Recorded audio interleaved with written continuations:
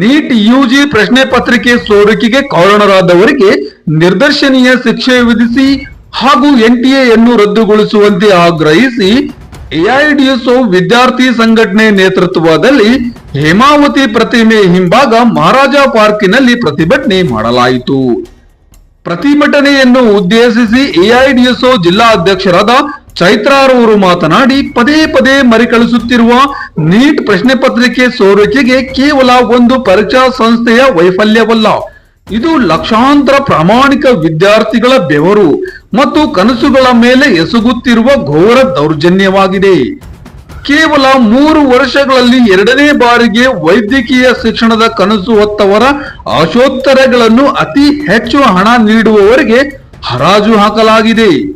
ರಾಷ್ಟ್ರೀಯ ಪರೀಕ್ಷಾ ಸಂಸ್ಥೆಯು ಕೋಚಿಂಗ್ ಮಾಫಿಯಾದ ಕೈಗೊಂಬೆಯಂತೆ ವರ್ತಿಸುತ್ತಿರುವುದು ಇಡೀ ವ್ಯವಸ್ಥೆಯ ಹದಗೆಟ್ಟ ಸ್ಥಿತಿಯನ್ನು ತೋರಿಸುತ್ತದೆ.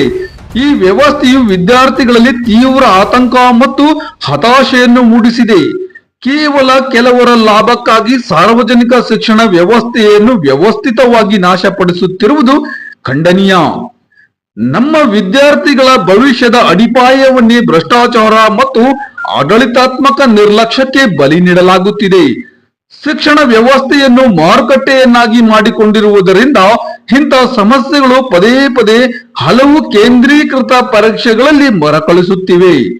ಎನ್ಟಿಎ ಸಂಸ್ಥೆಯನ್ನು ತಕ್ಷಣವೇ ವಜಾಗೊಳಿಸಿ ಪಾರದರ್ಶಕವಾಗಿ ಮತ್ತು ಸುರಕ್ಷಿತವಾಗಿ ಪರೀಕ್ಷೆಗಳನ್ನು ನಡೆಸುವಲ್ಲಿ ಪದೇ ಪದೇ ವಿಫಲವಾಗಿ ದೇಶದ ನಂಬಿಕೆಯನ್ನು ಕಳೆದುಕೊಂಡಿರುವ ರಾಷ್ಟ್ರೀಯ ಪರೀಕ್ಷಾ ಸಂಸ್ಥೆಯನ್ನು ಸಂಪೂರ್ಣವಾಗಿ ರದ್ದುಗೊಳಿಸಬೇಕು. ತಪ್ಪಿತಸ್ಥರಿಗೆ ಕಠಿಣ ಶಿಕ್ಷೆಯಾಗಲಿ. ಪ್ರಶ್ನೆ ಪತ್ರಿಕೆ ಸೋರಿಕೆ ಹಿಂದೆ ಇರುವ ವ್ಯಕ್ತಿಗಳು ಮತ್ತು ಕೋಚಿಂಗ್ ಮಾಫಿಯಾವನ್ನು ಪತ್ತೆ ಹಚ್ಚಲು ಉನ್ನತ ಮಟ್ಟದ ಸ್ವತಂತ್ರ ನ್ಯಾಯಾಂಗ ತನಿಖೆಯಾಗಬೇಕು ಹಾಗೂ ತಪ್ಪಿತಸ್ಥರಿಗೆ ನಿರ್ದರ್ಶನೀಯ ಶಿಕ್ಷೆಯಾಗಬೇಕು. ಸಾರ್ವಜನಿಕ ಶಿಕ್ಷಣದ ರಕ್ಷಣೆ.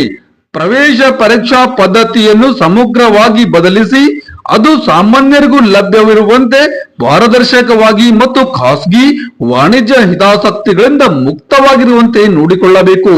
ಈ ಅನ್ಯಾಯದ ವಿರುದ್ಧ ಹೋರಾಡಲು ಪ್ರತಿಯೊಬ್ಬ ವಿದ್ಯಾರ್ಥಿ ಮತ್ತು ಶಿಕ್ಷಣ ಪ್ರೇಮಿ ಸಮುದಾಯ ಮುಂದೆ ಬರಬೇಕು ಎಂದು ಈ ಸಂದರ್ಭದಲ್ಲಿ ಕರೆ ನೀಡಿದರು.